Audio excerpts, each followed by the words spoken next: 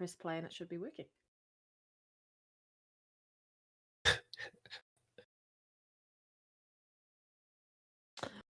This is going to be an interesting show, Dirt.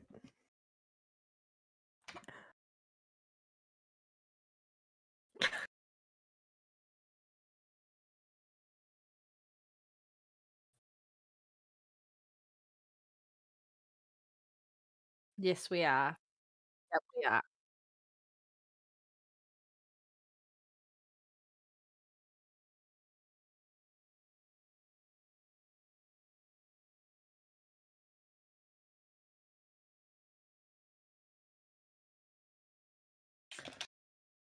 Thank you for the lovely introduction, Elite Gaming Guru. I'm doing really, really show today, and a lovely guest with us, as well as our other amazing panel member who joins us every week, Ashtray Gaming.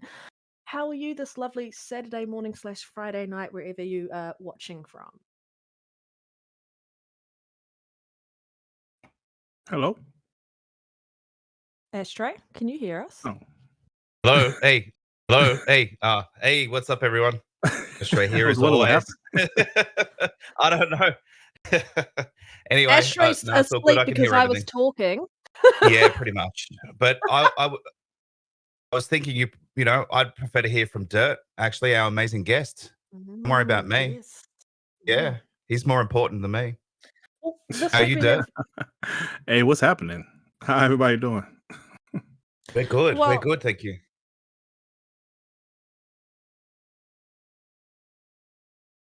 That's not, Uh-oh. a Not bad this thing. again. Uh-oh. Not this shit again. I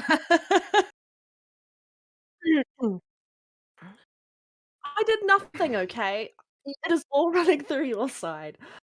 So I'll just say rubbish a lot, and just to make other Zinc happy.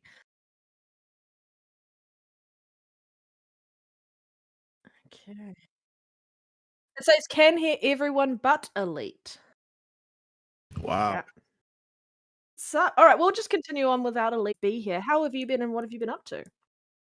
I've been pretty good. Thanks for having me.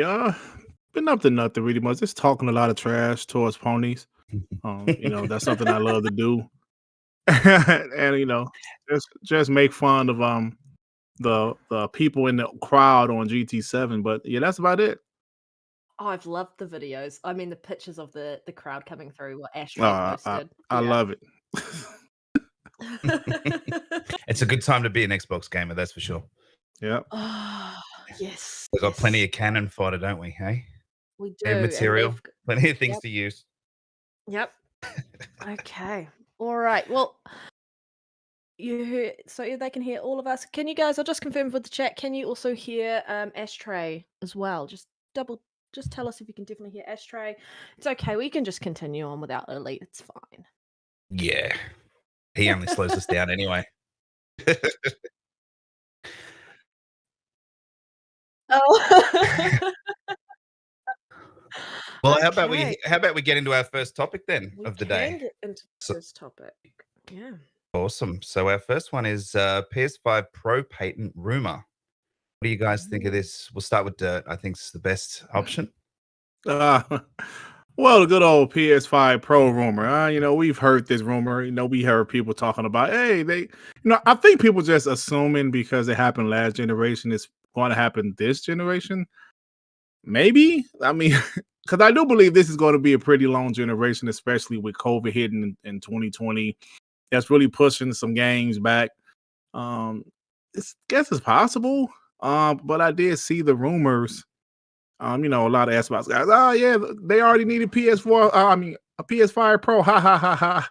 But I just don't know. In my eyes, how are they already making a? Well, maybe they do need to make a better version of that over-engineered piece of crap PS5 because you know they probably need to make it smaller first off. So maybe that's what a PS5 Pro is, just a little bit more powerful. But then again, I just don't see it. Not yet. Maybe a few more years, possibly. But I don't even know, to be honest with you. I just don't know with this rumor. Yeah, it's a bit hard to really pinpoint, really, isn't it? I mean, just because they did it last year, I mean, it's because those consoles were underpowered. So both Yeah, those Xbox consoles and were, and PlayStation these did not. consoles are okay. Yeah, so Exactly. Exactly. Like they're still capable, even though it's overclocked to the shit house. But my sort of stance on it is it's possible, sure. A slim version, most definitely, because it needs to be like half the size.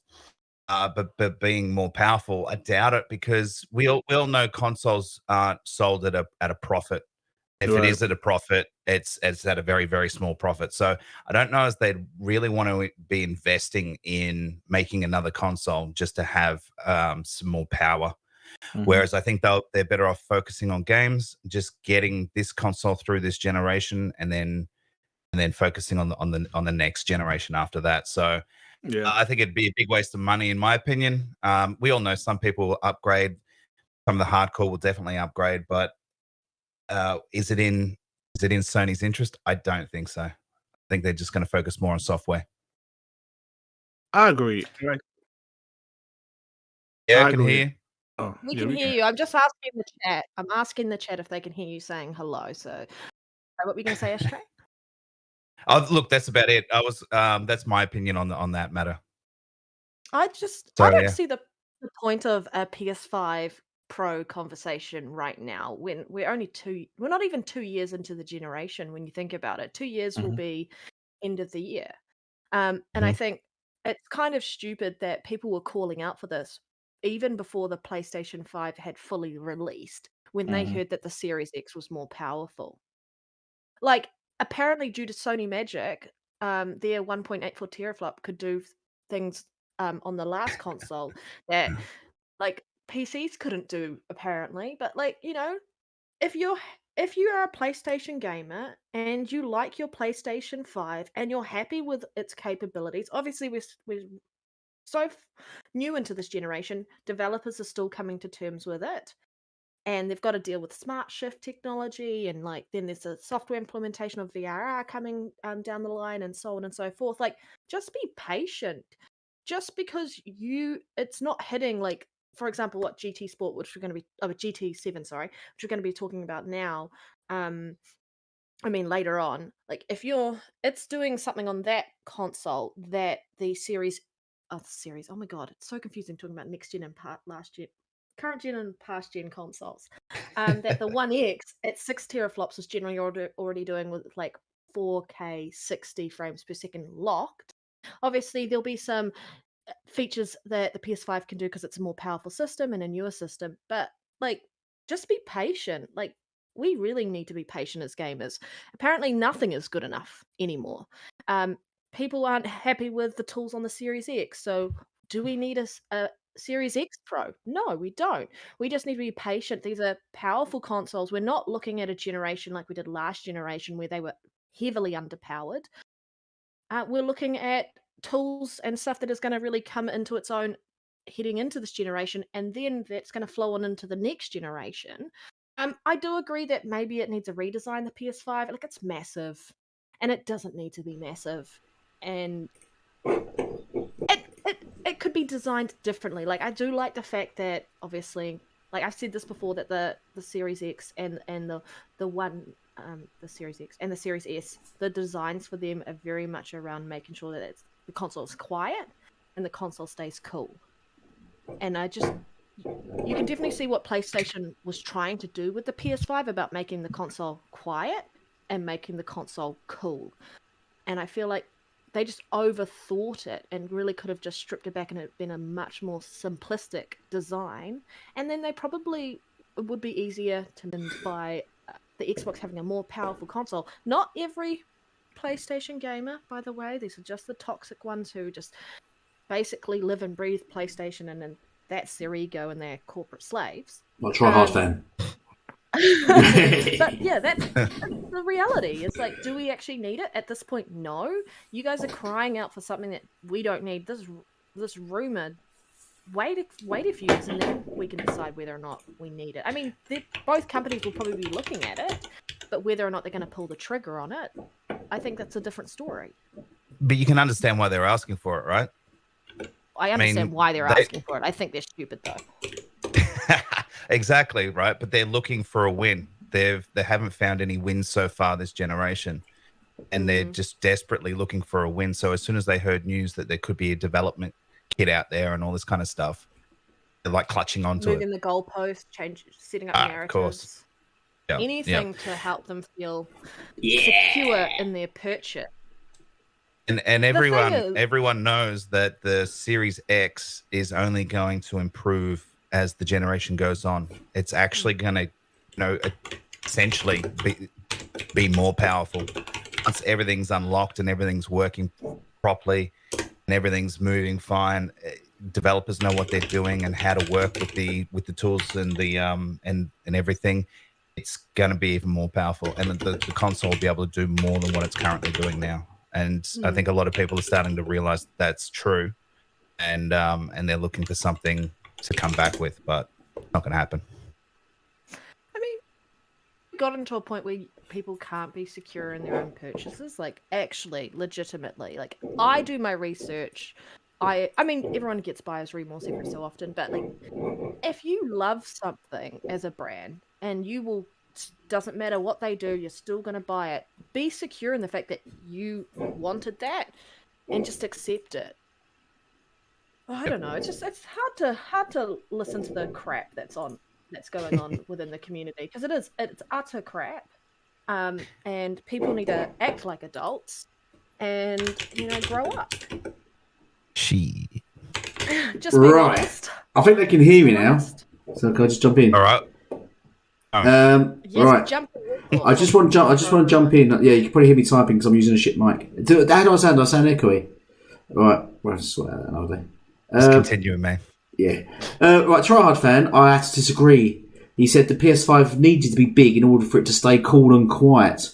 Well, the Xbox Series S is probably quarter the size of the PlayStation 5, and it's absolutely silent and cool. So I don't think size matters in this case. In other cases it does matter, but in this case it doesn't matter. So, no, but Elite, the Series S isn't overclocked. No, it's not overclocked. The PlayStation 5 is overclocked, and hence more heat. Yeah, but I don't need to see why size has anything to do with it, though. Well, the more area, the more airflow. I think it was better designed. Of course, but the airflow would have been better. I think the long rectangular sign thing they've got is. I don't think it's just very well built. Yeah, where's the heat extracts out of the side panel, doesn't it? On the PlayStation 5. Yeah. Well, listening and talking about the side panels. Maybe PlayStation really should take a page out of D-Brand's books. But they've patented it, so they can't. Because I have, and I hope he doesn't listen to this podcast, purchased for my friend's PS5 some D-Brand plates to go with that to get better air intake. Because it's got. Did you get the black ones?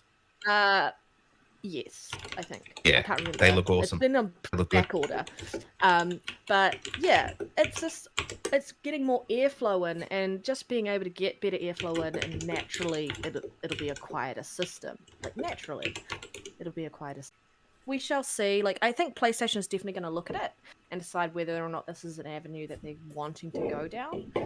But I don't necessarily think they need to, unless they really see themselves falling behind when if Xbox starts to really pull away when it starts taking full capability around the feature set that is RDNA 2. Yeah, that's when I think we'll probably see something, maybe. But at the moment, no.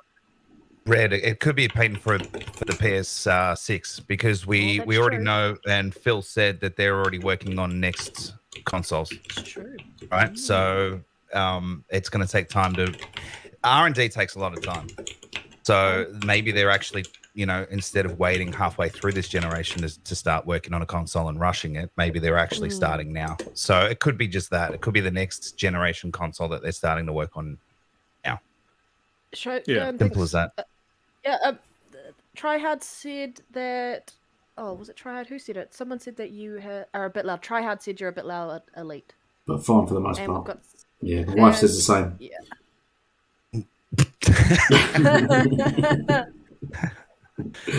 Yeah. So do you have any more on that topic, or are you good on that one? No, yeah. just that. Go. You know, it's just an over-engineered POS. Yeah, it is. I tend to agree with you, sir. It's beta.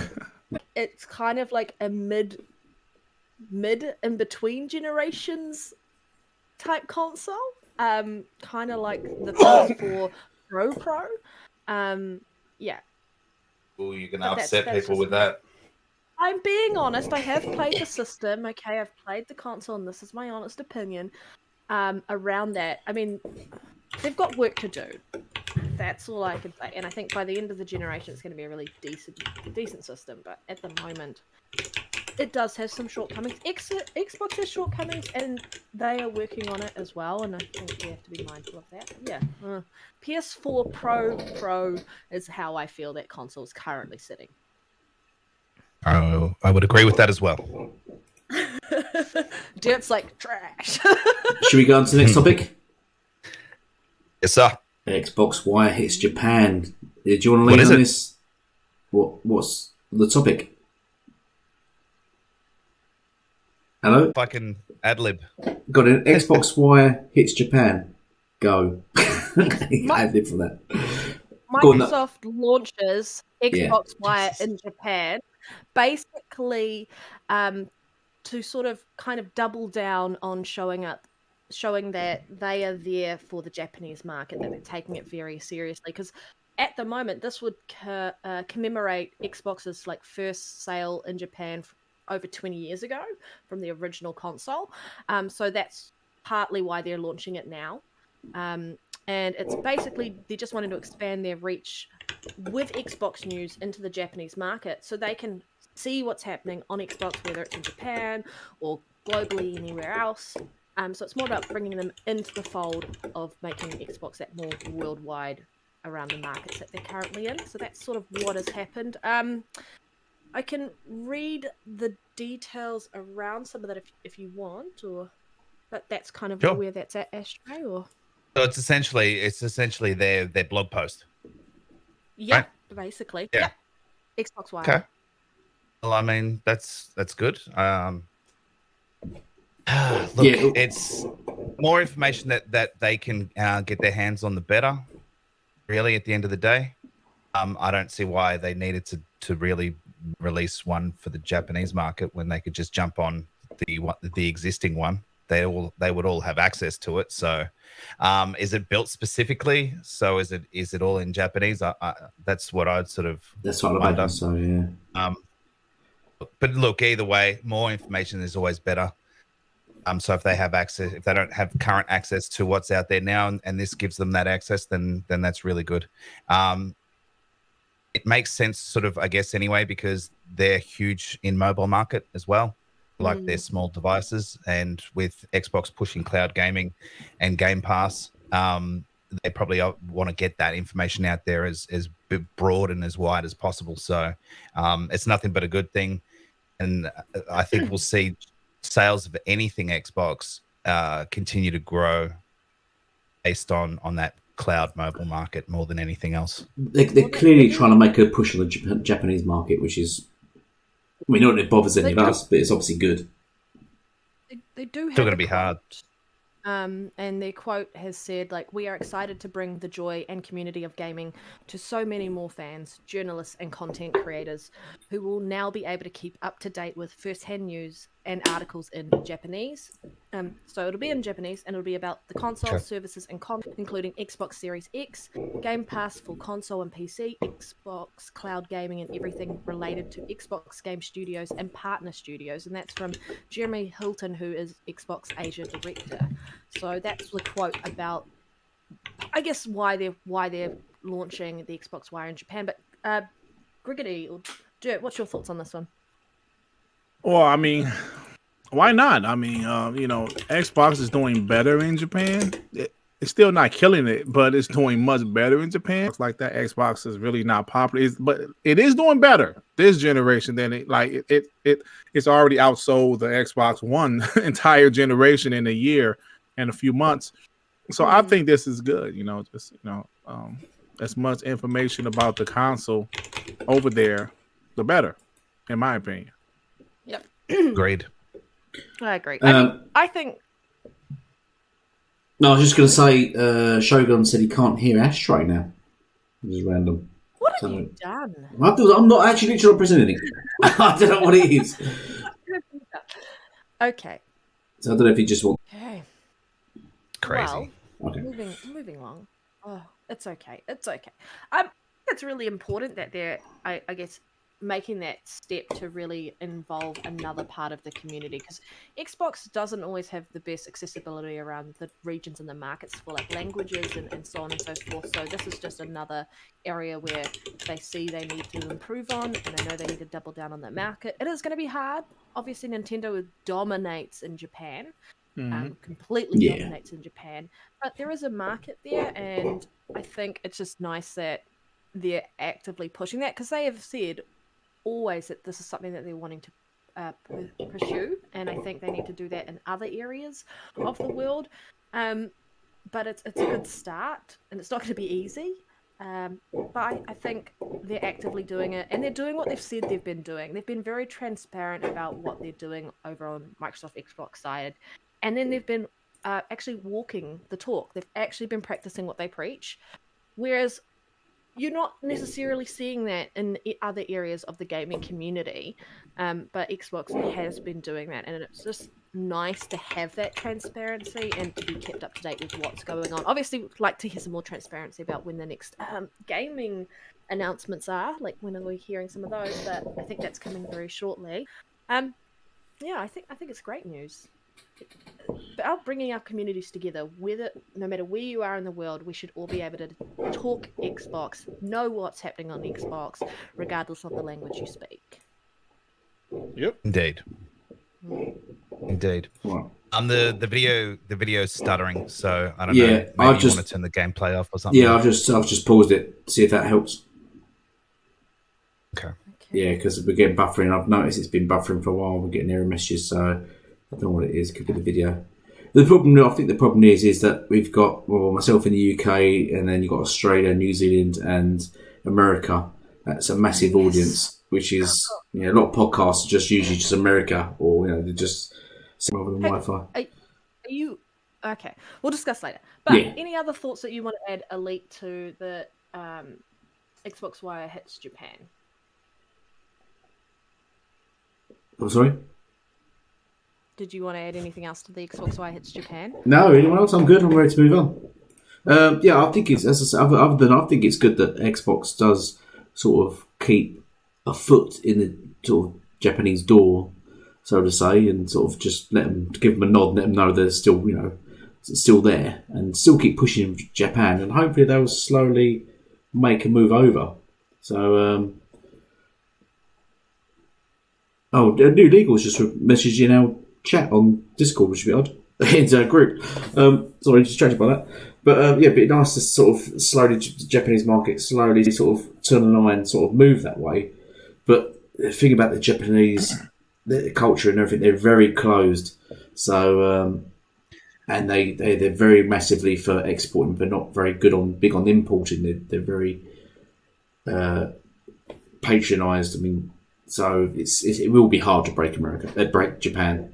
And I don't think they'll ever break Japan. Yeah, they won't actually break Japan, but it's better than nothing. At the end of the day, it's better than nothing. Well, Elite, they've got Tango Gameworks as part of Bethesda ZeniMax deal, which is a foot in the door because that's a Japanese studio. Absolutely. Yeah. All right. And they've got is King Japanese as well? The one that has the mobile game. Is that? Oh, I don't know. I'm not sure about that. Yeah, no. I'm not sure. At least they've got that though, because that's a mobile market, and that's played by billions of people. So they've got a Japanese studio as part of the Bethesda deal, and they've got King that makes Candy Crush. So those two sort of things definitely help get them in that sort of market. Yeah. Japan, China, Korea, all those countries that love their. I mean, everyone loves mobile. Can use on the public transport, things like that. So Crossfire, they've got their foot in the door, and they're just making small steps every time. And this is just another one of those steps to get into that market further and further. Yeah, I think and they're in much better position than they were when they released the original Xbox, because they pretty much just got laughed at every time they went anywhere in Japan. So now there's a lot more respect. Phil goes and visits quite often. He was there, I believe, a few weeks back. So, you know, he's there probably a couple of times every year, and he's been building relationships over the last 8 to 10 years.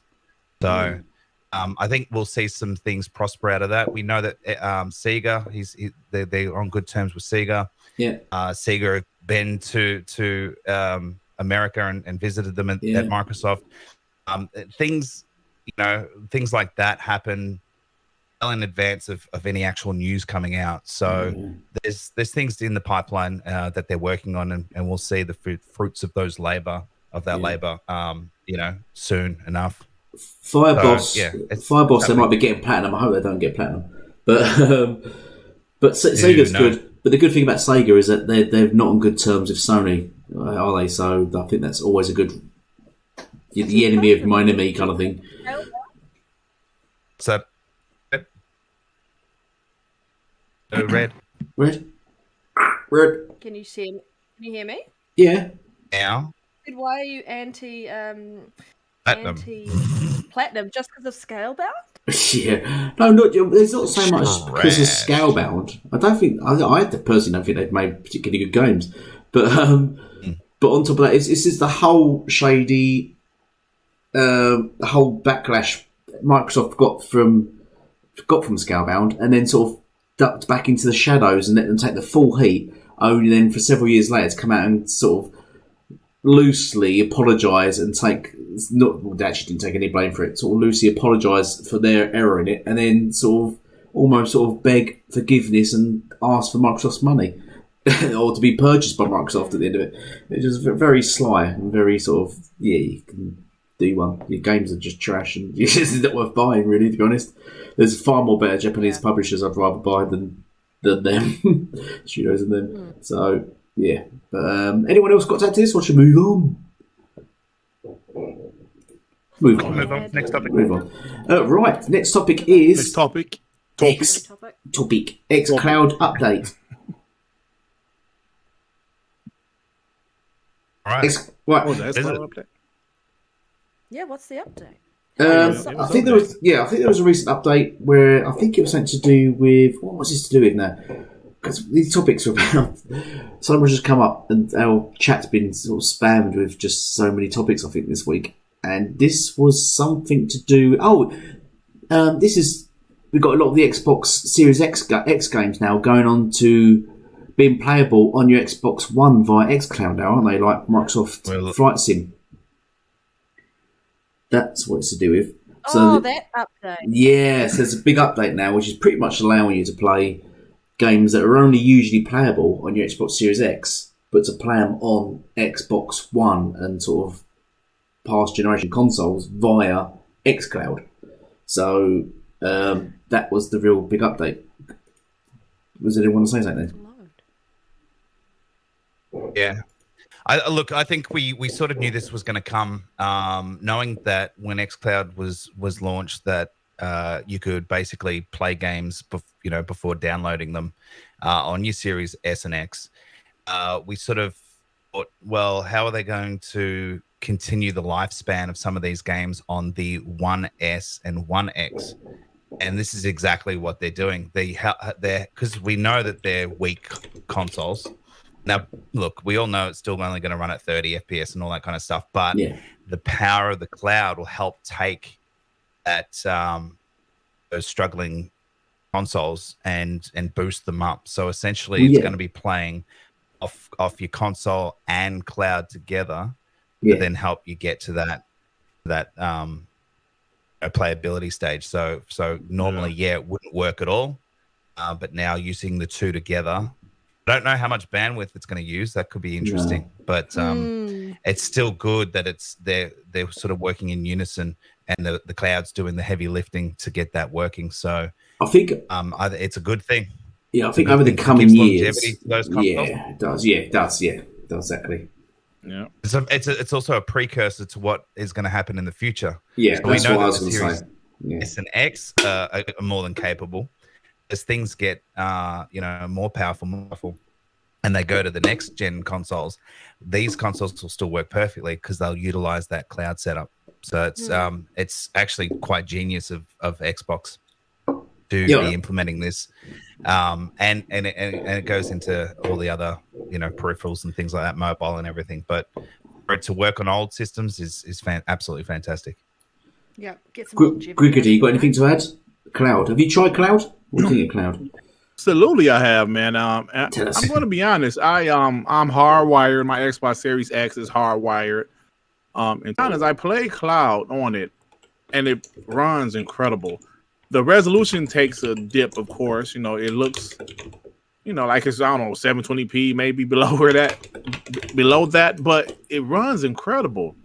I've tried a few games. I tried Just Cause 4, State of Decay 2. I tried a few, and it runs incredible. So I think that is great for some Xbox One owners, especially with the shortage that's going on right now that can't quite upgrade yet. I know it's not the best way to play, but just having that option to play next generation only games, like a game like Starfield or Redfall, those games you can play on your Xbox One until you're able to get a next generation system. So I think it's great. And I don't think this is something people are talking about enough, in my opinion. I think the option is just incredible. And when you scroll through Game Pass and you see the cloud option, you can just play it. Now, the only thing I could say I hope they're able to fix in the future is either where you can play it through the cloud and download it simultaneously. Because right now, once you if you're downloading the game and you start playing it through the cloud, it stops the download. But that's something minor that they can probably fix in the future. So listen, like I said, I think they're not talking about this feature enough because it's an awesome feature, and it's going to get even better in the future, I tell you. Yeah, I totally agree with that, Dirt, because I've, since it was launched, I turned the console on and you'll see the amount of games that has a cloud on there. Like, holy shit. You can play this over the cloud. You can play that over the cloud. It's like Doom 2016. They've just done some new games recently. I can't remember off the top of my head. And I'm thinking, holy crap, that you could play these on cloud. Man, that's awesome. Mm-hmm. And you're right. I don't think people are talking about it enough. For me over here, I don't know if it's my internet. It's probably mainly because it's not wired because I use Wi-Fi. Mm-hmm. I do get frame drops and the screen does go a bit soft. But I mean, I've played some. Our internet's not as good here as what it is in the US, the UK. But I played some indie games, like what was it? The one where you got to suck up all the goo came out at the start of this year. Gunk. I played all of that via the cloud. I didn't download it at all. No, really? I played through that entire game. That's cool. That's cool. Yeah, through. And I loved it, and it was great. And I thought, well, there's no real need to download it. I'm having fun with it. A couple of, frame drops here and there, whatever. It's not. And what I like about it as well, part of the feature is it'll pop up and say, if you like this game, do you want to download it? And it's good that it has that reminder because you're like, if you are having issue with frame drops and stuff, you go, oh yeah, well I am enjoying this, but it's slowing down too much or something. Just download it, come back to it, play it straight off the hard drive, no problem. So the options we've got is awesome. I agree with you, Dirt, as well. It would be awesome if you could download and play at the same time. And look, they could probably just do like a mirror thing where you start playing it and then it asks you if you want to download it or download off a different server or something in the background. I'm sure they can figure that out in the future, and they probably will do that because I thought that was supposed to happen.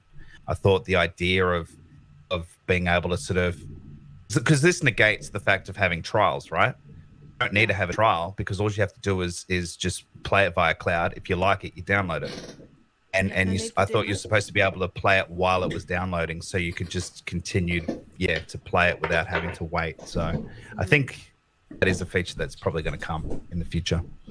Yep, I agree. Awesome. I think it's a great point, GRIGGITY.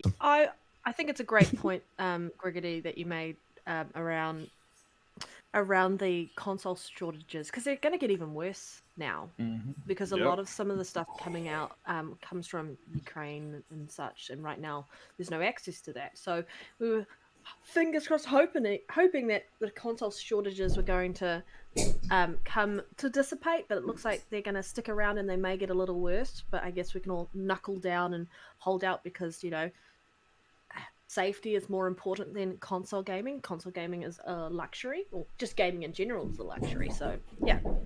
But I think for anyone, like, cloud gaming isn't yet available in New Zealand, which sucks. Obviously, because I want to be able to play wherever I go. But I think for the people who can't get hold of a console that's current gen and they want to play some of those current gen games, this is a great way to introduce them into that, so that when they do transition over to current gen consoles, they will automatically notice the difference between the upgrade. Because right now, Flight Sim through the cloud gaming feature is 1080p, up to 1080p at 30 frames per second. So for an old system to be able to run that, even if it's just through the cloud, like, that's amazing, and it gives everyone an opportunity to be involved, and that whole allowing people from the previous generation to slowly transition over to next gen console availability pending is important. And the whole idea of Microsoft saying they don't want to really leave anyone behind, they're making steps to make sure that they don't leave people behind, and they're trying to make sure society, whether that is the pandemic and everything else that's going on around the world, it seems like forward thinking, and I think it's a smart thing for them to do. And they're really making sure that gamers are put at the forefront of what they want to do, which is game, and not be left behind because they can't find a console. Yeah, agreed. I think we've got a lot of the sort of Shogun Reloaded and Tryhard fan that more sort of the PlayStation inclined that sort of seem to be dead against XCloud. It'd be interesting for you guys to sort of try it and see what you actually think of it. Give it a go. You sort of. Why are they against it for? Because they don't have it. Probably one of the reasons. But that's what I mean. But it'd be interesting for them to give it a go and see what they actually think of it, rather than sort of be against it. I think who's it? Tryhard fan said would never want to play a fighter game in it, but I imagine probably fighting games would probably be ideal for that kind of thing. I think that's going to be game dependent. Like, there are going to be some games that you'd rather have the local hardware for, and that's the choice though. They're giving you a choice, and the more choices you have, the better the options are for yourself as a gamer, and to try things out. And if it's not for you, it's not for you. Or if it's not the game that you want to play, then on cloud gaming, then don't play it. But I reckon that we're going to see something very much the equivalent of that coming to Spartacus on the PlayStation side, even if it's just the demo stuff. But I do think the way they're going to rebrand PS Now is very much going to be a lot closer to what Xbox is doing around the cloud gaming as well, because I think they're both seeing that this is something that they can do, a market that they can hit, and how do we transition gamers from last gen to next gen. And maybe they might do the whole, well, these guys can't get this PS5 game, maybe we'll allow cloud gaming, but you have to buy the PS5 version of the game, and then you'll still be able to play it, because they're still getting the sales at the end of the day. And I think that's a smarter thing than just going, hey, you know, these 100 million gamers that we have on our last generation consoles, let's just wait till they can transition over, even though there's no consoles that they can purchase. And we won't get many sales on our PS5 versions of games because they can't get the console to buy it. So how do you do that? You do something similar to what Xbox is doing on their end. Like, it's not about Xbox versus PlayStation in this regard. It's about how do we get sales, because it's about the money. Like, how do we make sure that we are giving our consumer what they're after. And the consumers are after more games, which is why PlayStation is doing 3 to 4 years before they fully cut off the last gen consoles and have like fully next gen only games. Yeah, so I think we're probably going to see something similar. Similar, not exact. To all of that though, as well, like I'm pretty confident, and a few of us are pretty confident that the Game Pass is going to end up being an app on a TV as well, right?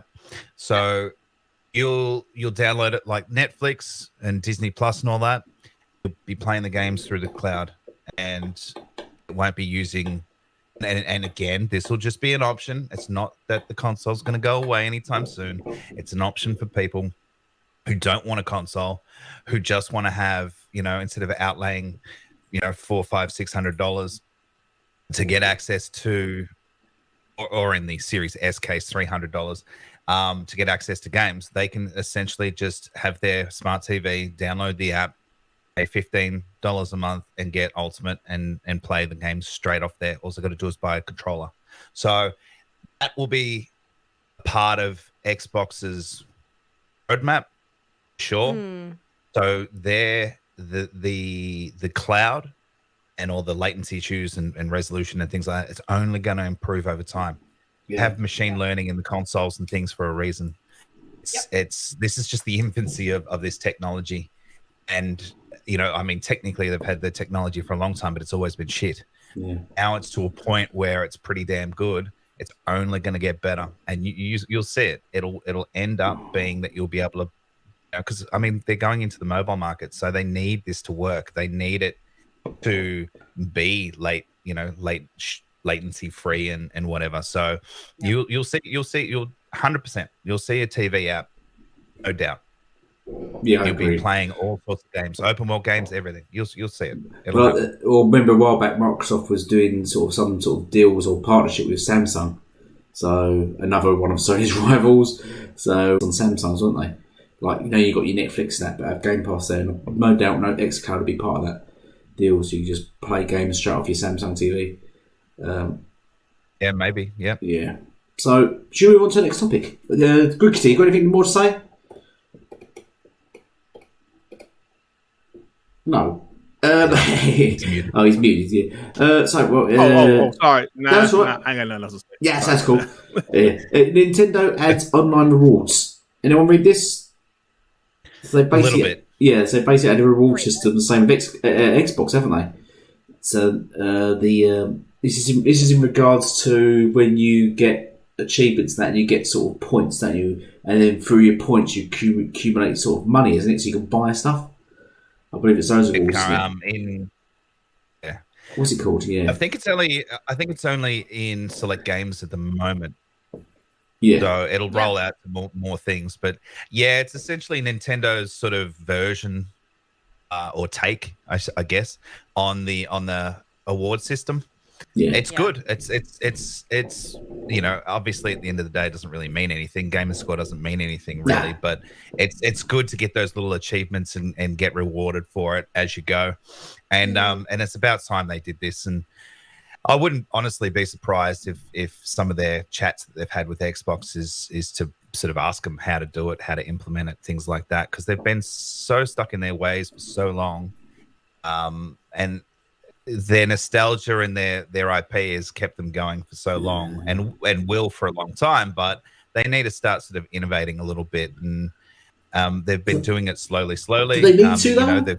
Because people buy Nintendo games and Nintendos regardless, and it seems like Nintendo can charge what they want and do what they want, and no one seems to question anything that they do. They can literally. We at the moment we get PlayStation, Xbox just head to head, but Nintendo seems to sit on the sidelines just doing what the fuck they want, and no one ever questions it. They can just release the same titles that you generally see in like 1990s, early 2000s, and still release the same type of games. Like the Breath of the Wild was completely void and empty, just a desolate world, but it scored massive hysteria that the game's fantastic, but the world was actually dead, and a lot of the games just really just generic and bland. You know what I mean? And sort of the graphics are different last gen or two generations ago. Art style. Their art style is just they do only have one art style, let's be honest. And the console's underpowered, but they just under the radar completely. They can just completely get away with their own thing. And yeah, but look at what they've done over the last few years. I mean, they released Mario Run or Mario Jump or whatever it's called on mobile. They'd never released a mobile game ever. Now they're bringing out little rewards and things like this. They've got. Evolving. I mean, it's exactly right. You know, they've got online. You can play with friends and things like that. They're very small steps. They're steps nonetheless. And if you look at what they've done over the years, they are evolving. And they, why else? If these things are working so well for them, which they are, but why else? Why add this stuff? They could just ignore it completely. But they're doing it because they want to add something fresh and new, and they know that they need to sort of look like they're evolving and growing. I think Griggity's got something to say. Come on, back me up. Back me up. Nintendo. Oh, trash. Well, listen. I want to let those folks know that don't really listen to my chat. I hate Nintendo. Okay, let me rephrase that. I don't hate Nintendo. I just hate like what Elite just said. They just get a pass for everything because nostalgia, right? As a kid, a man my age, as a kid, Nintendo was king, right? Like when I was a kid, I was always a Sega guy. Everybody in my neighborhood had a Nintendo. Yeah. I was the only one in my neighborhood that had a Sega Master System. Yeah, Sega all the way. You know, now I always respected their first party, you know, Mario, Zelda, everything like that. But I always felt they got a pass for everything, even back then. Like, what? So nowadays they just get a pass for everything, every single thing. They make you rebuy these old classic games. You bought it during the Wii generation, then you rebought them to the Wii U generation, then you rebuy them to the Switch generation. It's like, but nobody says anything. I just don't like Nintendo at all. I never talk about Nintendo on my show intentionally because I'm just not a fan, and it's just like, you know. But that's just me. It's just like I play some Nintendo, but I'm more. You disgust me. In saying that, though, in all seriousness, is that the games are there to offer. They're offering these games. We don't have to buy them. Not putting a gun to our head saying we need to buy these games. We choose to buy them. So, the way I see it is they're putting a product out there, even if it's the same product they put out 10 years ago, and they're rehashing it. You don't have to buy it. A lot of people choose to because it's on the current console. So I get exactly but like that's not what I'm saying though. If you want to buy a game, that's fine. But I'm just saying some of the hypocrisy, something that Sony or Xbox would do, people would bash them for. If Nintendo would do the same thing, nobody would say anything because it's Nintendo. So it's not about if you like a game, you buy a game. That's fine. You know, that's your personal choice, of course. But it's just they're not treated the same. I understand they helped save gaming in the early '80s and all of that, but I don't know. That was how many years ago? Yeah, a long time. I'm 45, so I was 7, 8 years old. I agree with you.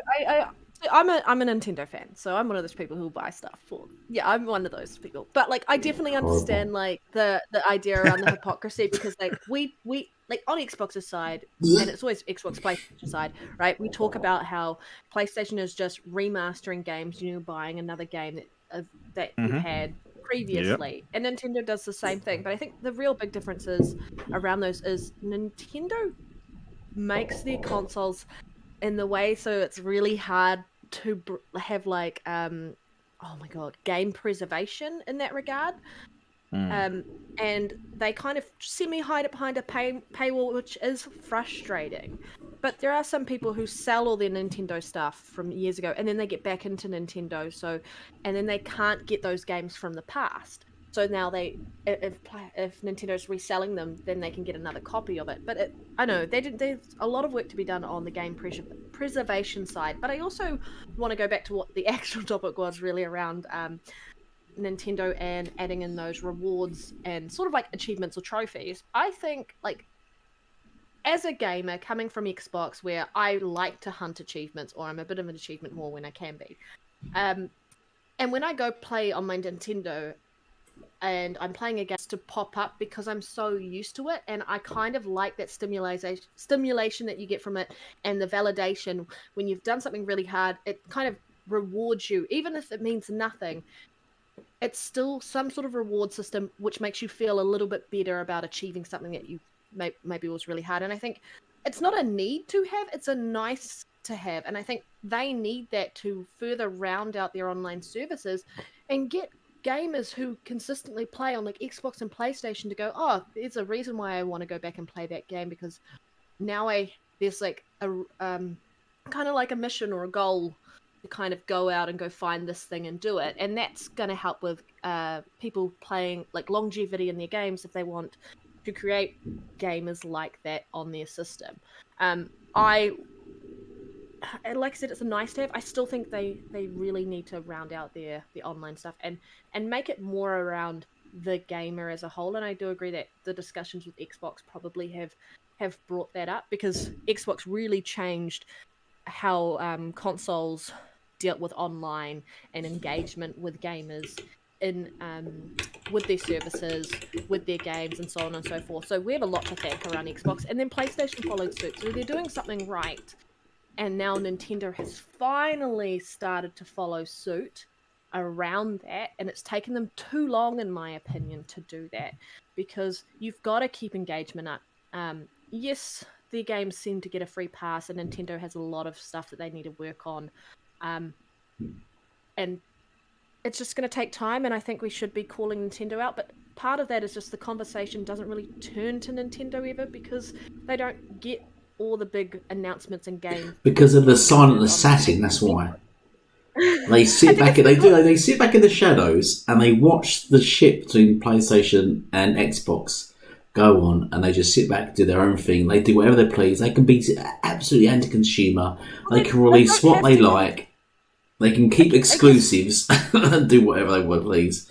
There's no question about cross-platform with them. Okay. Yeah. So it is anti-consumer, and they've got a lot to work there, and I think if we start calling them out, but part of the reason why people don't call them out is people just don't care enough, to be honest. We care more about Xbox and PlayStation than we do. But why? Because Nintendo's a man. It's not like Nintendo's. We don't care about Nintendo because they're small, a small little company, and they're sort of insignificant. Cares. They're massive. Yeah. Let me say this. They're outselling PlayStation and Xbox. But at the same time, but they're at the same. While outselling both, somehow they managed to sort of slip under the radar. It's almost like they just, I don't know, they throw sort of something in there just to keep Xbox and PlayStation at each other, just so they can sort of sit back. Am I putting there? And let me tell you something. Check this out. Nintendo is part of the reason I started doing YouTube content. Let me explain. I obviously had an account because I was commenting on other people's videos and stuff. So my first video on my channel, they had just announced the Nintendo Switch, and I thought it was terrible. I just thought it was terrible. I was in my work truck. I was driving. So don't do this at home. I follow all safety guidelines, but this day I didn't. So I'm driving. I cut on my phone, and I said, I'm about to record a video. And I did like a 2-minute video just bashing Nintendo, right? And that's it. And I uploaded the video, thinking nothing of it. The next day I woke up, I had like 2,000 views. What? I was like, what the hell? Of course, I had tons of downvotes, of course. I had like 20 likes, 300 dislikes. I'm like, wow. People do care about Nintendo. People care enough that I bash Nintendo. Yep. And since I got so much feedback on my first video bashing Nintendo, I said, I'm going to start doing a YouTube channel. And of course, my next 30 videos, I got 30 views on it combined. But that initial Nintendo video is what made me start doing YouTube. But yeah, people care about Nintendo enough. They do, yeah. I know you said nobody cares. Yeah, maybe. I mean, not enough to go in like what we see with PlayStation, Xbox stuff. I don't feel like, because I guess they're left alone to their own. It's a different, it's a different community, so we don't really see that stuff. What was weird though, if you look back through history, Nintendo kind of did have a toxic community, much like PlayStation. They did used to be very toxic, Nintendo fans. Mm-hmm. But I think they've mellowed out since Xbox and PlayStation sort of come up. Now Nintendo sort of ducked down. In the corner, they're not so toxic. The beard, they'll leave us alone. Yeah, but the Nintendo fans used to be massively toxic. I know it's Alex just did a video on toxic Nintendo fanboys yesterday, so they exist. They do. Yeah. They were the most toxic. I've seen. And they do these polls now, going back 10, 20 years now. They were the most toxic fan base back then. So yeah, they were horrible. And that's over Pokemon and Mario. Oh, yeah. You're just using it as an excuse to stop me from talking. Right. Yeah. No, you keep dropping now. Yeah. I don't know what it is. I ain't got nothing. Your computer. Your shitty computer. Shitty. Surface Pro. Haven't I told you to Microsoft provided me with a Surface Pro. It's a Surface Pro. You need a PC, man. You need a proper. Spend about $1,000. Phil, when he gave me this, he turned up my door and said, "Martin, take this Surface Pro on behalf of Xbox." And I went, "Cheers, Philip." And he sort of just left. You're a muppet. And he gave me a Surface Pro, and I've had it for quite a while now. About 6 years, I think I've had it. It's got a massive crack down it. We're going to move on to the next topic. Yeah, we're going to move on to the next topic. So Sony Snub Steveivor from reviewing GT7. This comes hot off the heels after their review on Horizon Forbidden West, and they gave it a 65, which wasn't the lowest score. It's interesting that they put this out. Dirt, did you keep up on this topic? This is a massive topic. Yeah, of course. I have feelings about this. I'm going to be honest. I have no problem. Don't hold I back, have no my problem.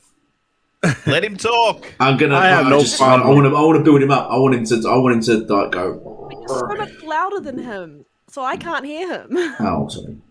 I have no problem with what Sony is doing. I have no problem with it. I mean, it's like if we know somebody's going to be negative, sometimes we block them. PlayStation knows this website. Okay. Let me say this. I guess this website has reviewed PlayStation exclusives poorly in the past. So I guess PlayStation doesn't want to take another chance with it.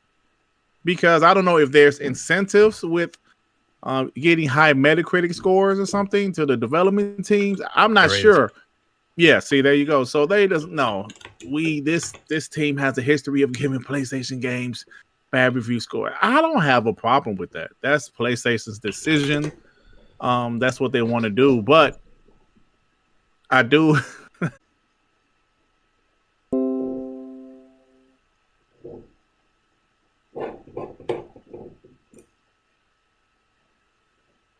Score, which is obviously in their favor. Which that's is not definitely true. But in my opinion, this happens all the time. I mean, I remember, was that 2015, a Metal Gear Solid 5? I thought the game was terrible, just in my opinion.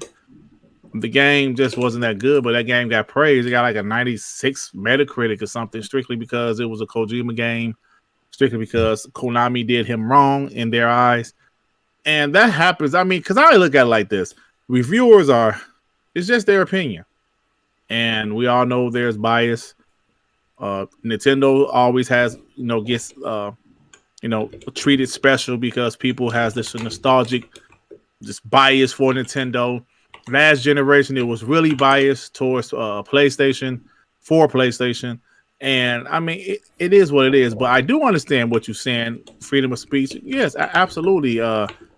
Freedom of speech is something that should be honored.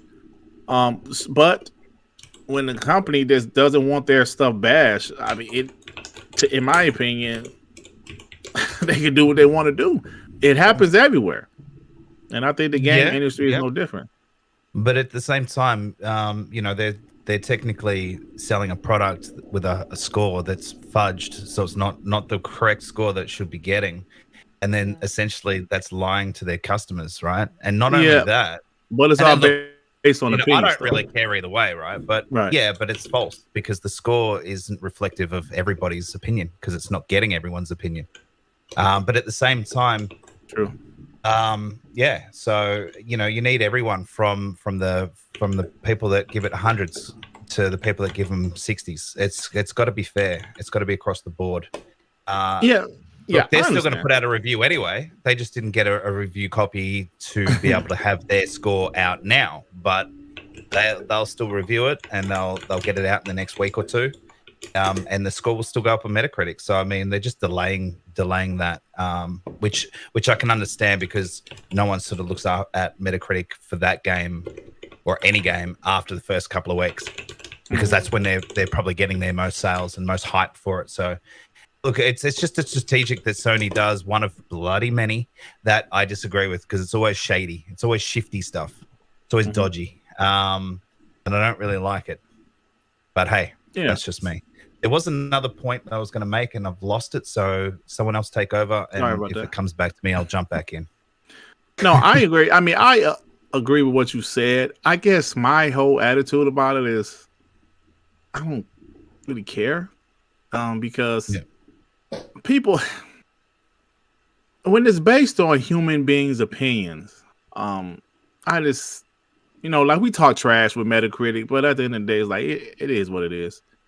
I don't really put value in other people's opinions. Like I said, we might talk trash about Metacritic just strictly for bragging rights. But I just don't care. That's just how I feel about it. PlayStation is doing nothing different than any other company.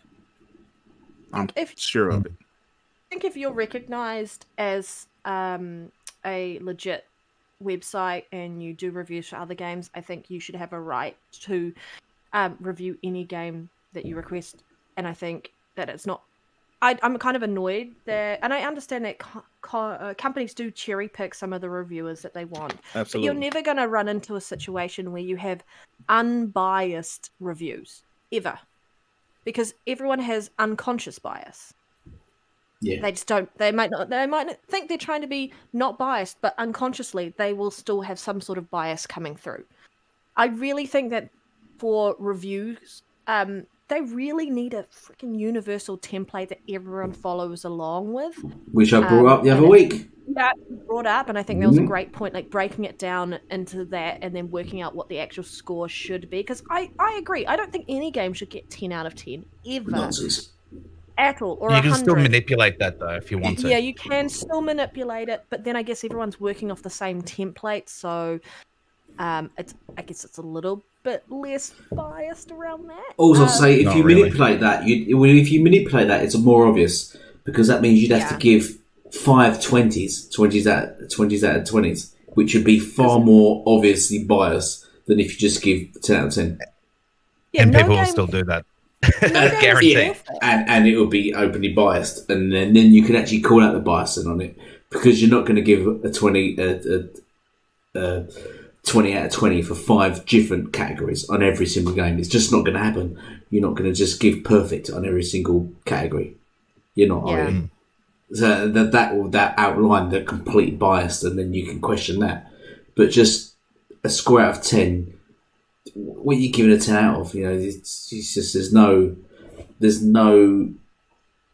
I don't know. You've got nothing there, no sort of meat and bones to say. To say what the score is, what you're scoring out of 10 for. You know what I mean? What's the 10 for? A lot of them say, this game's got bugs, but it's a good game. 10 out of 10. Whereas Steveivor, thankfully said, the game was great and everything. Remember, he didn't give the lowest score. That people under the impression he gave the lowest score. He didn't. He gave a 6 out of 5, but there was lower scores than that. But what he did was hide up the bugs and stuff in the game, and that's what brought the score down. Which were there. A lot of PlayStation fans are denying that there was any bugs and issues in it. And in the chat, I've already seen Shogun, for example, say that yes, there was bugs and issues in the game. And all he did was outline those and pulled the score down, which I can't see how there is any bias to that at all. So, I mean, I'll probably get into it. Let's let other people get into this. I think you guys have got more to say, and Rickety's got more to say on it as well. No, just get into it, and then whatever we'll continue. Yeah, okay. So, I mean, we're on Horizon Forbidden West now, but Steveivor down scoring. Well, I think fairly scoring. I think personally, what he says what he scored for Horizon Forbidden West should be the norm. I think what he scored at 6 out of 10 is a normal score. I disagree with 9 and 10 out of 10s. We've had this before, haven't we? Yeah, I know. I can say the same for Xbox games. I don't think Xbox games should be in 10 out of 10. Forza Horizon 5, there should be no 10 out of 10s there. There should probably be some 9 out of 10s. Same for Halo. I could say that for probably every Xbox game, there should be no 10 out of 10 games. But then I'll say it across the board, there should be no 10 out of 10 games. Because no game that I've ever played in my life is a 10 out of 10. I don't think. Personally playing.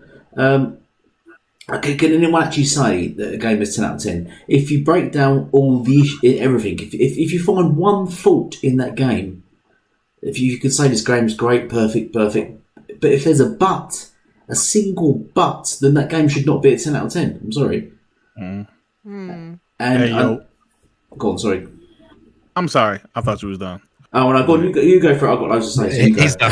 He's not going to be finished for a while. We're only on Horizon. We've not even started on Gran Turismo yet.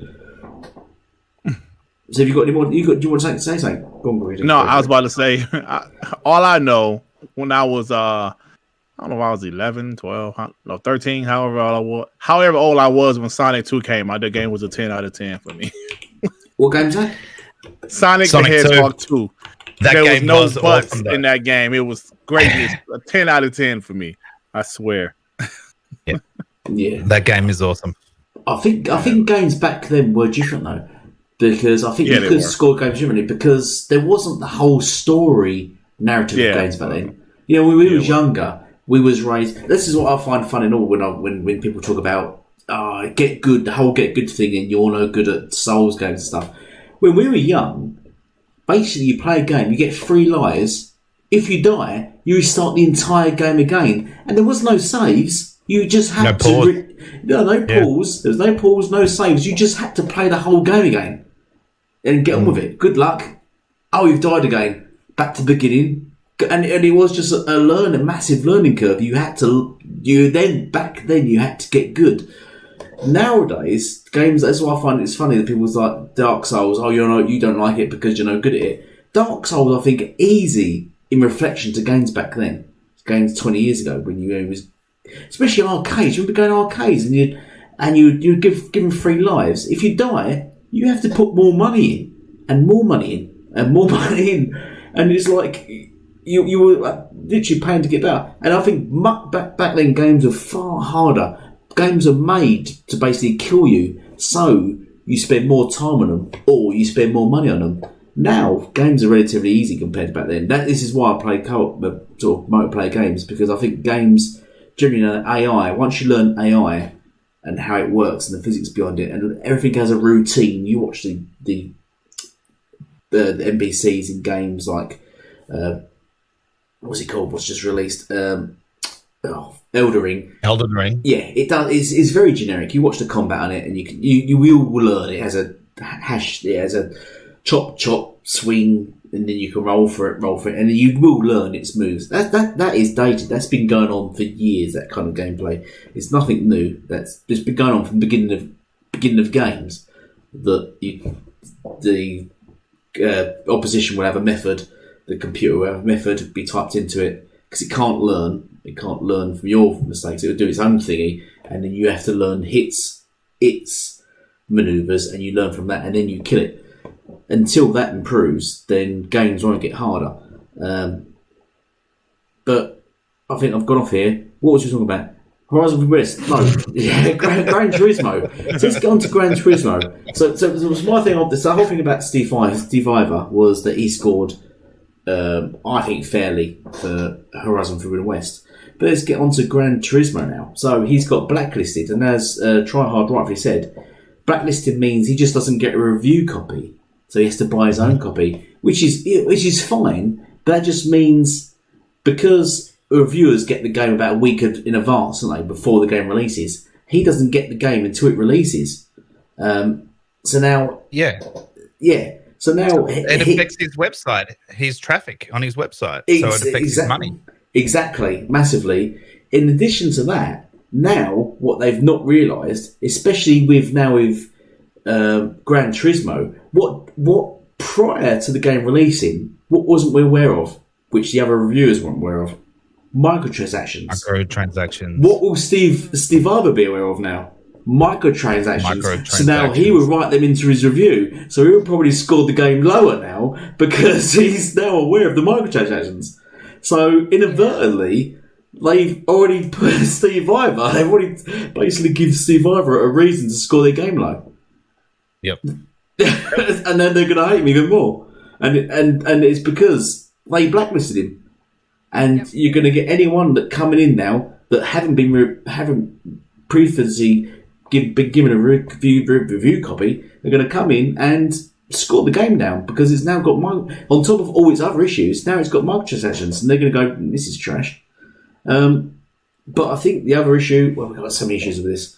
I think as you showed on the gameplay of IGN, the graphics don't look that good. I don't know if anyone in the chat has played the game. The graphics don't look next gen. They don't look up to par.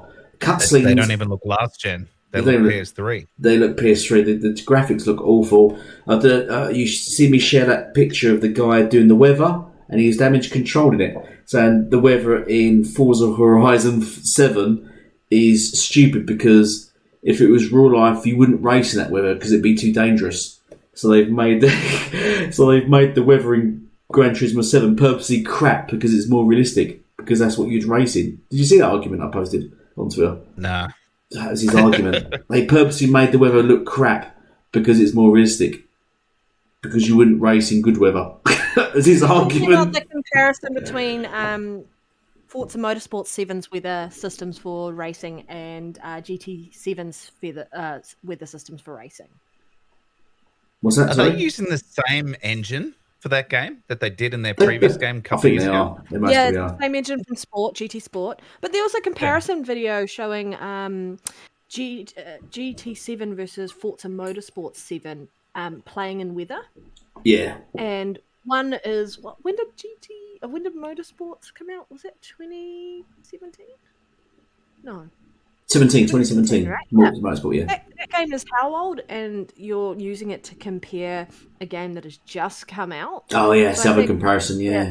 Yeah, so the comparisons are, yes, you can compare the two games, but maybe compare Forza Motorsports 8 one when it actually just comes out as Forza Motorsports to each other. But it's going to kick the shit out of it. Yeah, it is, because it's true next gen. The next Motorsport is built from the ground up for new gen consoles, and they've rehauled the engine, everything. Yeah. And Playground apparently have helped them with it as well. I guess the so it's going to be like a pole drive. But don't worry, we'll be comparing it. We will be comparing it. Oh yeah, we'll be comparing rightfully so Forza Motorsport with GT Sport because why wouldn't we? That's what I've done. We'll be comparing or Drive Club. Yeah, it's going to be fantastic. But Tryhard said he says no, they're not next gen, but the graphics are not awful. They're great visuals. But the thing is about the GT games, as I've learned, is what I've seen is that they focus so heavily on the cars, which is what a lot of the critics have said. And this is my point, which I was saying some of the PS fans on there saying, I think Shogun made this point, is that unless you're a car fan, you won't like the game. What they're meaning by that is they put loads of details into the cars, which is great, fantastic. But anything beyond the cars just looks above average. And I'm talking about the track, the outside, just the dynamics, the outside world. The cars do look fantastic, and they do look better than Forza. The cars just look just the cars, but anything beyond that just doesn't look good. And that's where GT just continuously drops points. The same as the sound. I don't think the sound's even on par with Forza either. The sound effects. Not sure about that, but look, the problem is it's a cross-gen game as well. Yeah. So it would have been built for the PS4 power capabilities, and then sort of upgraded PS5. So I mean that hinders it right there. So they can't, and they're using an old engine, so they really can't sort of push it to its limits.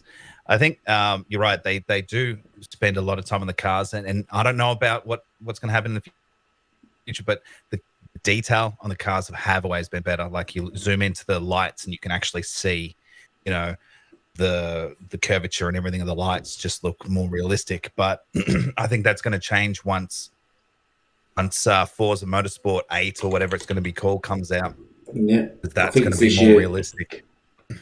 Well, yeah, look, we're hoping for it to be, so I think see it will what be, happens. But I think that's really going to just push the envelope there. And again, it's been built for the Series S and X. So, but look, I made a joke about it, and I still, you know, it basically looks like Sega Rally back in 1994. the world, the skybox, the trees, all that stuff. They just really didn't do the game justice. And then the mechanics. Well, we see that clip where it's goes over a jump or a bump, and then it just flips and rolls like that. I mean, that might be a one-off maybe, but it doesn't bode well for a brand new game. Yeah. I mean, I'm just rolling my sleeves up. I haven't even started yet on this. So, but I just want to point out the sound is. Tryhard said the sound is good, but my favourite aspects of G7 are the dual sense and load times. Right. So, you know, when we're talking about buying games, spending £70 on a game for load times, that's really not what you want to be spending £70 on for improved load times, because that's down to the console, not down to the game itself. That's down to the console. So, and then the same as the DualSense. And the DualSense is really just the controller. Yeah, I mean that's down to developers, Sony developers that are developing the game to make the benefits of the PlayStation console, which they should do. But I don't think that's a selling point for GT7 personally. I don't think load times or the DualSense. I mean, DualSense I can imagine so more so, but the load times, I don't know if you personally buy a game for load times. I don't think you would. But what the other thing we was going to get onto was then the microtransactions now they've added in. So the game is £70 or $70, and now they've sort of included microtransactions on the game's release, but didn't mention or announce any of this previously in the reviews of the game or in the reviews there. So all those that have reviewed the game previously, as we sort of touched on Steveivor and the thing he's going to do now, I imagine. So all the people that reviewed the game weren't aware there's microtransactions in games. They would have played the game without any microtransactions, but now they've been added in, included in. So how do you guys feel about now paying £70 for games with microtransactions, considering that Xbox games that are on Game Pass get basically slandered for being microtransactions games, even though they're on Game Pass, the games of service? What do you guys feel about that? Paying £70 with games of MTX, microtransactions.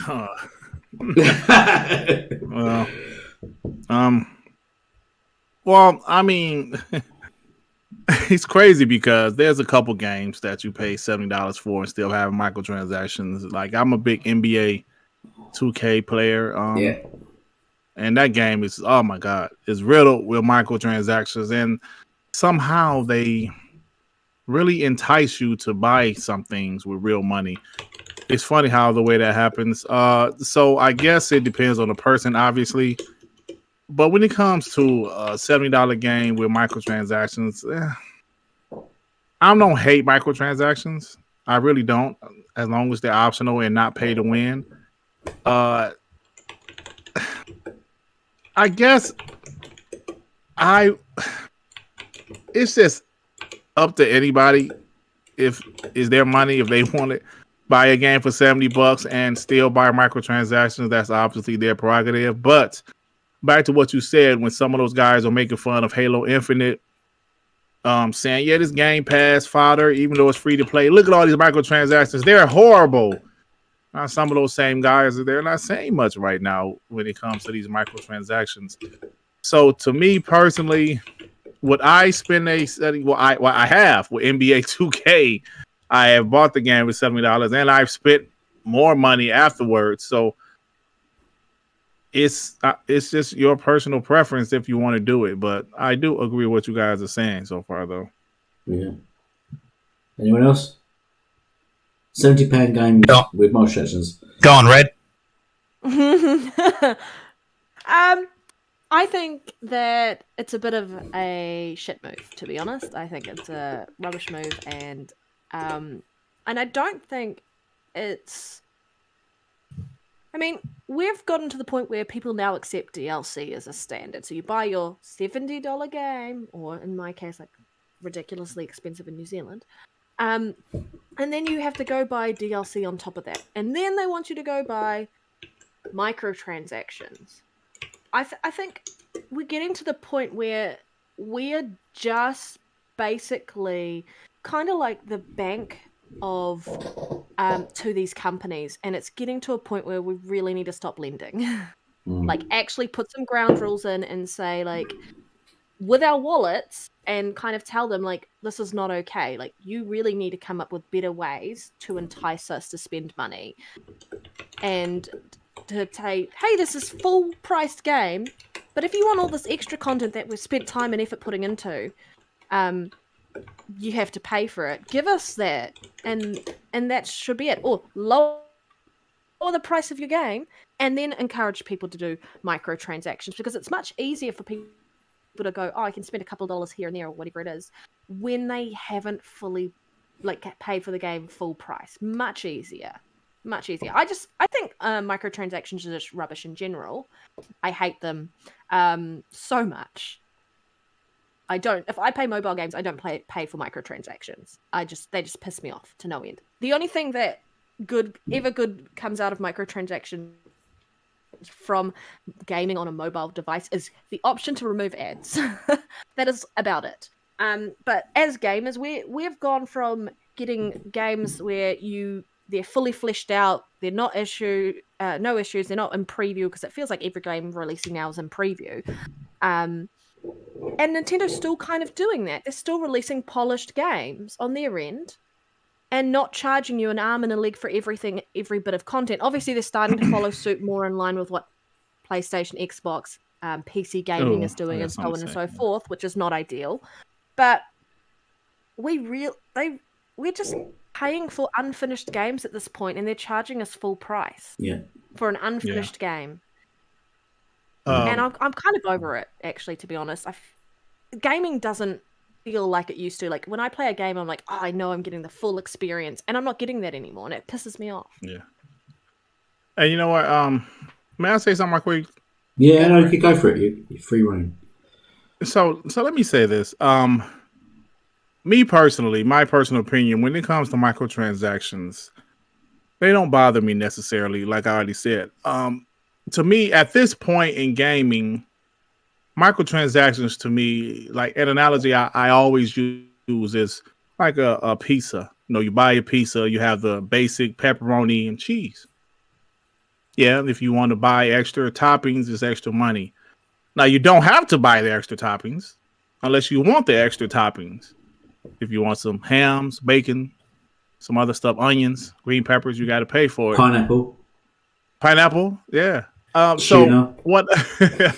So coming up, of course, a guy my age coming up, there was obviously no microtransactions, and in the mid 90s, those Nintendo 64 games was like $70-$80 in the States. Yeah. And now that was just a game, like the game could be 45 minutes long. So the game prices never really went up over the years. Like I said, Super Nintendo games, Nintendo 64 games were expensive as hell. I remember vividly going to buy a game called Primal Rage. It was a dinosaur fighting game. Oh, yep. For Super Nintendo, and I was an 18-year-old punk. And I never forget, I didn't have that much money, but I went in there to buy that game, and that person told me $79.99. I will never forget that day. I remember that day vividly. I said, get the hell out of here. So my point is, microtransactions, I know some people don't like them, like Red said. As long as they remain optional, never free to play. I'm sorry, pay to win. I'm sorry. I have no problem with them. It's just that these games nowadays, the games that we love, these AAA games are much more expensive to make than they were in the past.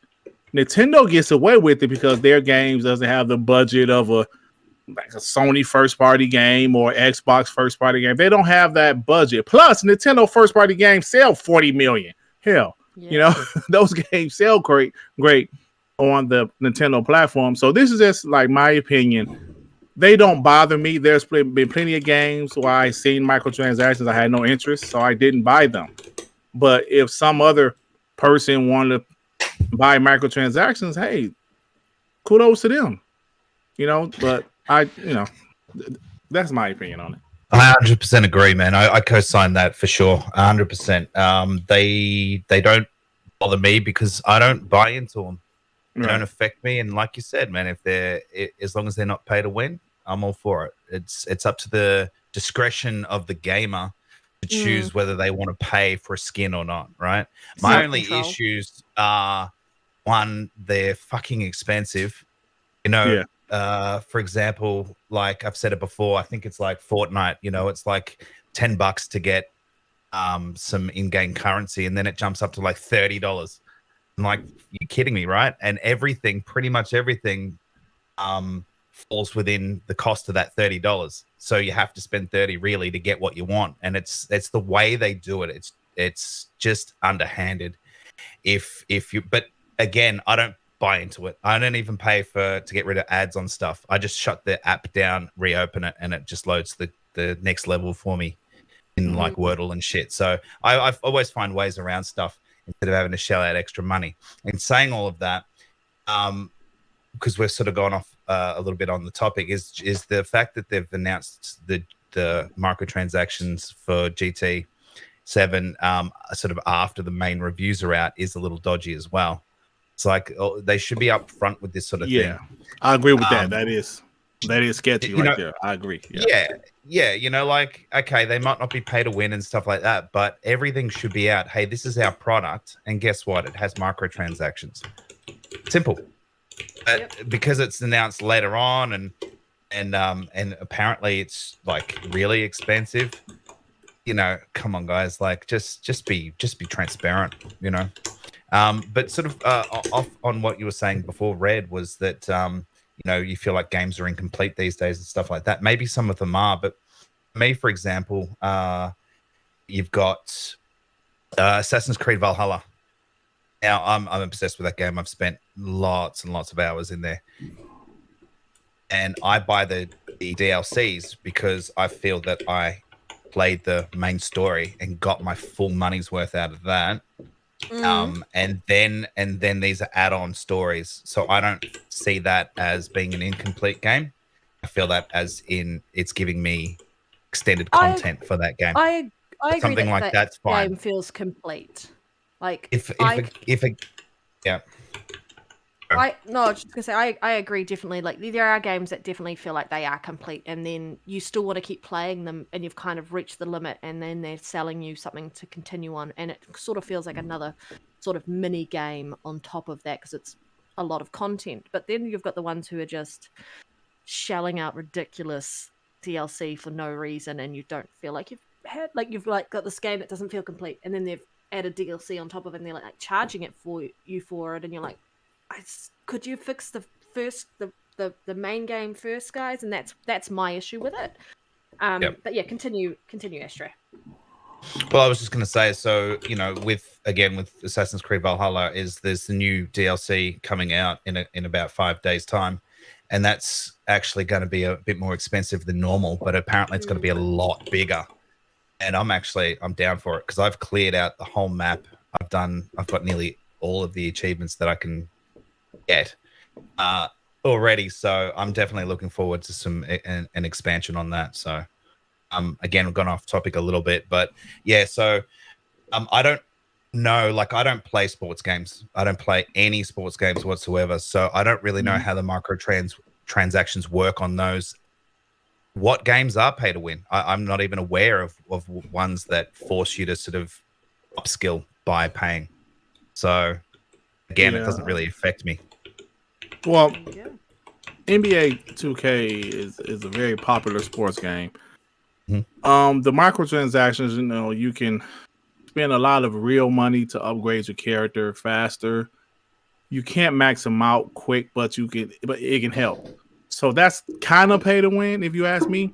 But also, NBA 2K, they have this way of getting you to spend real money. Let me explain how. It's gonna be quick. They have this city, right? This city where real players walk around with. There's NPCs, but there's real players, and you can tell the real players because their names will show up. They have if you don't buy any new clothes with real money, of course, you walk around with this doodoo brown shirt, these gray shoes, and people can automatically tell he's no good, right? He's not a good player. His character's like rating is probably too low because he's wearing those shitty clothes. And what happens? People also make fun of you. I remember being in an Xbox party with friends of mine, and one of my friends, he didn't have any new clothes, right? This is all in video game. So we were making fun of him. Look, man, you got on the shitty doodoo brown shirt. And he was like, damn, I got to. So you have to go to the actual mall and spend real money. You can spend $20. You can get like an amount of money and buy you some real Nike clothes, some gym shoes. So it's funny. They make you. Of course, they don't make you, but you have to entice you. to look respectable, right? So and you spend real money on there, so it works for them. It's kind of like a metaverse. I would kind of say, you know, everybody's walking around. There's real people walking around. We're spending real money, so it works in that situation. But then you find yourself like, man, did I really just spend an extra $100 after I paid $70 for this game? Like, what is wrong with me? So that's what's happening. But it is what it is, right? It is what it is. Well, see, that's the thing, right? So, I mean, who cares what your character has? It doesn't change your ability on how you play. It's only how your character looks. Now, I put it down, but I was playing a shitload of Fortnite, and I just have the regular skins, just the default player. And the genius behind that, though, as well, is that people don't expect you to be good because you don't have all the bullshit that comes with it. The people expect you to be trash at the game, but you're actually not bad or good. I win games. I win games because they don't expect it. Right. Don't have all that stuff. Well, but 2K is a little bit different because you can spend real money to upgrade your character. Fortnite, you're just a basic character with different skins. With the basketball game, your character can be a 60 rating and be terrible. Slow, can't dunk, can't shoot. So you have to upgrade your character. Some people can grind. Of course, the grinding takes forever, so they intentionally made, hey, you can buy these VC points and build up your character faster. So in that case, it is how you look and how you play. Because you can look good and your character can be a 70 rated. Oh, this guy's terrible. So That's true. That's true. Can I just throw my two bit on them? No. Nah. So we're just going to end it now then. I'm going to say I'm sort of going to go. Well, I think GRIGGITY. I think microtransactions are okay as long as they're not pay to win. Other than that, I think microtransactions are fine because that's down to the player. If you want to buy them, buy them. Halo, I've got quite far. I think I got to about level 10 before I bought anything because I didn't care for it. I didn't need to, and the game was free. So, but then I started playing with my son and a couple of friends, and they spent £37 on a load of credits. You get a bunch of credits. And it's only 37 quid. And I thought, I've got the game for free, so spending £37 really is better than 60. It's better than 70, and I just get to just buy some stuff and just make my character look better. So it's not as if I'm losing out on anything because I'm getting the game for free anyway. So. So I just spent £37 and bought a lot of credits. I've still got some left. I only spent half my credits. I bought a costume that I liked and some bits. And I've still got half my credits left that I'll probably spend when the rest of the other DLC and other stuff drops. But I don't think microtransactions is a bad thing. Not for free-to-play games especially. My only question is when you're paying £70 for games or full price for games and then there's microtransactions within those. I think that's when I've never bought microtransactions. I've never paid 70 for more money for a game than microtransactions. I don't think That's when I start questioning. And this is a game I really like. Actually, no, I'm lying to myself. I'm lying to the world. Naruto Shippuden Strike Shinobi Ninja Force Elite game. I can't remember what it's called. It's just a long title. I bought the game. It was in Game Pass, and I bought it in Game Pass, and then I bought all the MTs in that, which unlocks all the masters and stuff like that. So I did buy loads of that, which probably spent about 150 quid on that game there. But that's because I like the game a lot, and I think it's my choice, and I think anyone wants to buy MTs is their choice, as long as it doesn't affect gameplay and ruin gameplay, and I think that's the difference there. But I do question when games are charging £70 a game, because remember, Sony was charging £70 for games because that was under the premise that their games, they're charging £70 for games because their games are going to be bigger and better, because the SSD they've got, so that's, you're going to get bigger, better worlds, yada yada yada, and and the developers need that money. But then we're seeing exactly the same games on the PlayStation 4. So why are they now? Then I think that's the difference there. Why are you charging £70 games for your bigger and better worlds when the exactly same worlds on the last gen consoles? And then they're charging the £10 difference, aren't they? So if you buy the game on PlayStation 4, you're paying 60, but if you buy it on PlayStation 5, you're paying 70. Or if you get on the PS4, you're being charged £10 to play the PS5 version. That is where I think there is a massive something that needs to be addressed there, and I think that's very anti-consumer. And Sony are getting away with some shady business there, because you're paying. Your whole premise of £70 was basically, as they stated, for bigger, better worlds. And you're not getting bigger, better worlds because the game's been played on PlayStation 4. So people paid full price for Gears, right? And then they had the microtransactions in there for stuff, and they got called out for it being too costly. Halo got called out for being too costly. Obviously, free to play game there, for the most part. But it is subjective, and it is about someone's opinion. So I don't like microtransactions, but if there's something I really want, I might decide to buy something. If there's something I want, and I always weigh it up and go, how much do they actually spend on this game? And then I won't spend anything more than what the full price of the game would be. But again, I don't particularly like them, and to each their own. And I mean, they're there for the people who want to buy them, and you don't have to buy them, which is very true. But I still just think that they're just trying to find other ways to get our money any way that they can. And Sony part of that is the subscription service, which is, I think I'm more okay with a subscription service where I'm getting constant content than I am with subscription service plus paying full price for games if I want to buy them, plus microtransactions. And when you start looking at that, you realize where all your money is going is just gaming in every aspect.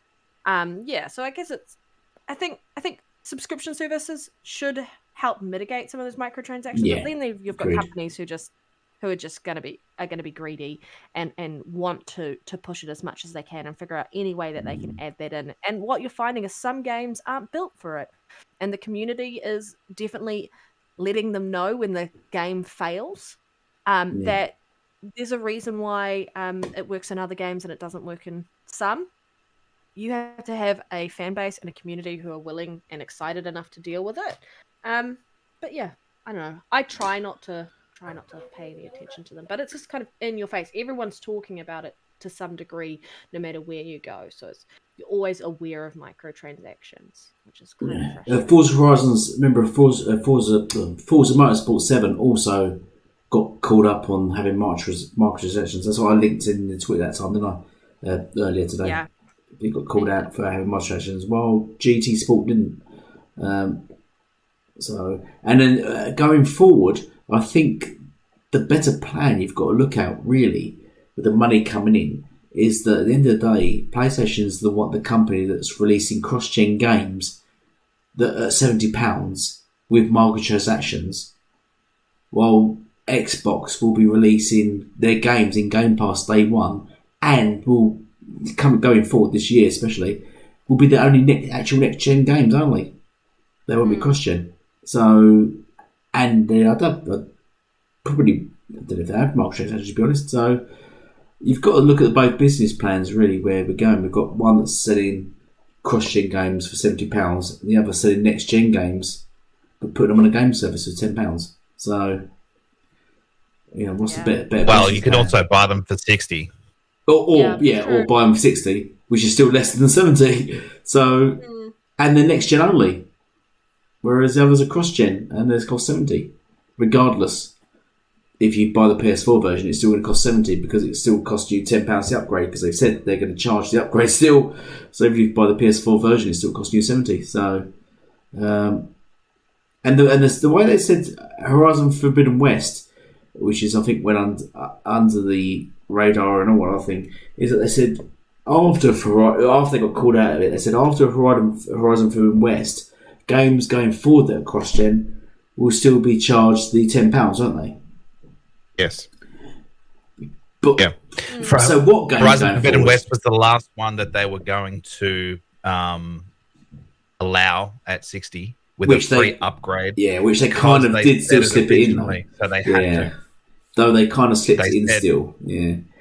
But yeah, which is what they said. But that also leads me on to believe that there might actually be more cross-gen games coming. They're not all going to be next-gen. God of War and GT7. Oh yeah, but what else? What other first-party games do they have in the works? Announced? Yeah, in the chat. They've only announced Spider-Man and Wolverine, which is set for 2023, 2024. So, do they have any future first-party games that they've got to release, which will actually be cross-gen, which you're going to charge £10 for?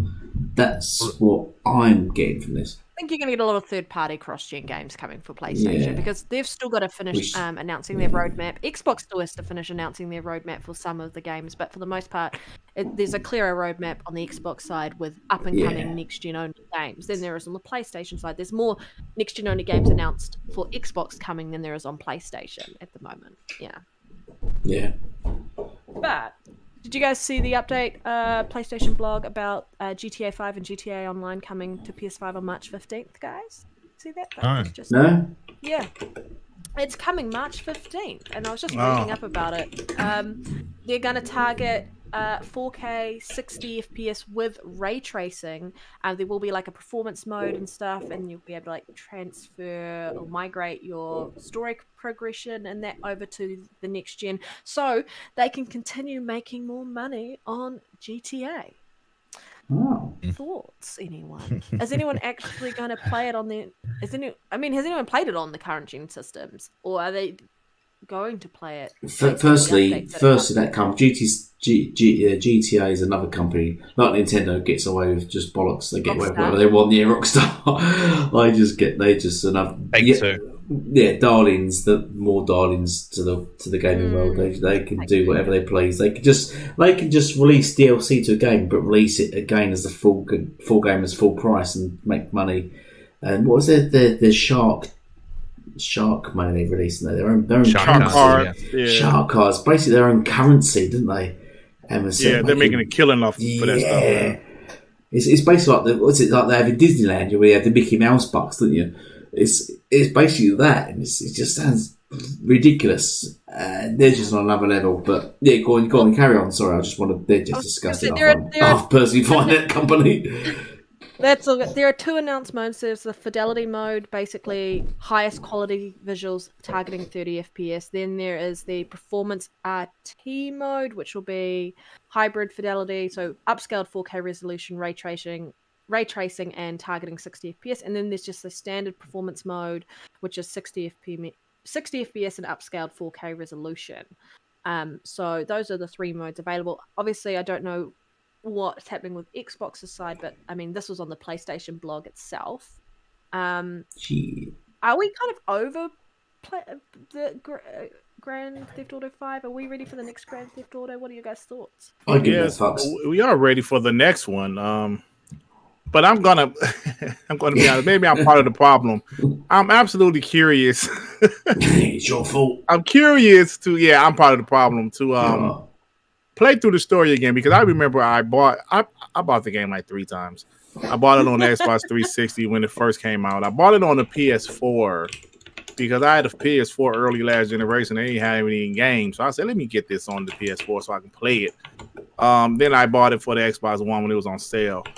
So this will be my 4th time buying the game, but I'm really curious. I finished it on the PS4, but I wanted to finish it on the Xbox. So, What are you? yes, like I mean, I'm part of the problem because I do plan on getting it again. But it was a great game to me, so it's like. I mean, it was a good game. It was a really good game. Yeah, I really enjoyed it. What GTA 5? Yeah. Yeah, I've not been interested in GTA for a while. Do you remember GRIGGITY? You remember GTA when it used to be top view? Yeah, I do remember that. Yeah. It came a long way. I remember I was a diehard Sega Dreamcast guy, right? And a friend of mine, he had got a PS2 and Grand Theft Auto 3. He was telling me, "Yo, Dirt, man, you won't believe it. You can get out the car and just shoot people and then get back in the car and drive around." And at that time, you know, of course, we had the old GTA, but you know, it was above the like we call it top down view. So I was like, "Yeah, right." Yeah. He was like, "No, I'm serious, man. You can do it. You can do all kind of stuff." And I was like, "Really?" He's like, "Yeah." So when the Dreamcast technically died prematurely, but it died, I decided to get a PS2, and that was the first game I got. Was blown away. So I always had this love for GTA. Blown away by the game. Like, wow, this game is amazing. I can't believe it. Yeah. So yeah, I'm definitely looking forward to it again. I'm just going to quickly jump in and just say I do have to drop out, guys. I do have plans that I need to go do. So just continue on. As usual, thanks to everyone who watched live, and appreciate Dirt you joining us so much. Thank you so much for coming through and being a guest this week. And thanks to Elite and Ashtray as per usual. And the chat, you're amazing. You watch live every week. And just for you others, I'm going to say it rubbish. Probably not in my heated accent that I would usually use, but you guys have a great rest of the podcast, and I'll let you guys finish that out. Cheers, Red. Catch you next week. You did drop enough C-bombs this week, but yeah, cheers, thank you. She gone. So, thank God. Just to piggyback off what Dirt was saying, you're terrible. So I'm a fan of the GTA games, and I played them a little bit on the PC when they were top down as well back in the day. I forget how old you are. Ashtray, you sound younger. How old are you? I'm 39 this year. Well, you are quite young. Yeah. So I'm an old geezer. Yeah, it's because I said I always made you look like Crocodile Dundee, but fuck you. We're in the crocodile leathers and stuff. Anyway, yeah. So when GTA 3 came along, I did play it a little bit on the PS2, but I really got stuck into it on the Xbox, the original OG Xbox. The graphics were a little bit better, and they made a few tweaks and things like that. So that was my definitive edition, and I played the shit out of that. I actually, up until about 2 years ago, I would play that every single year because I love that game so much. I'm one of those people that bought the remastered, definitive editions because I love GTA 3 that much that I wanted to play that. So I bought those, pre-ordered those like a fool. But anyway, I enjoy those games. 3 was really good for its time. That would be awesome if it had a remaster.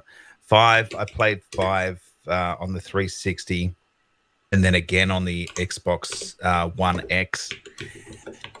A question, though, I think Red mentioned that the progress would move over. So, I mean, if that's the case, there's no point for me playing it again. I played through that now twice. And if I'm not going to get new achievements out of it in this version, I'm not going to bother. No. No point. I think the graphics look a bit dated for GTA 5 personally, and I think the games have become very toxic, especially online. But I don't bother with online. I couldn't give Nah. a shit about that. And look, let's be real. In about a year's time after it drops, it'll probably come to Game Pass anyway. So I'm more than happy to download it just to see what it looks like. I think it's one of the games. I think GTA is probably one of the games that don't need to go Game Pass, do they? Really? It didn't hit Game Pass for 10 years, did it? Well, yeah, but you never know what deals they have. Yeah, exactly. Yeah, they pay. There's a game they should pay for to get on Game Pass, but I don't know if they would do it. But anyway, should we wrap it up now? Because we've been going for much longer than usual. Sorry, GRIGGITY. Yep. Yeah. No, it's cool.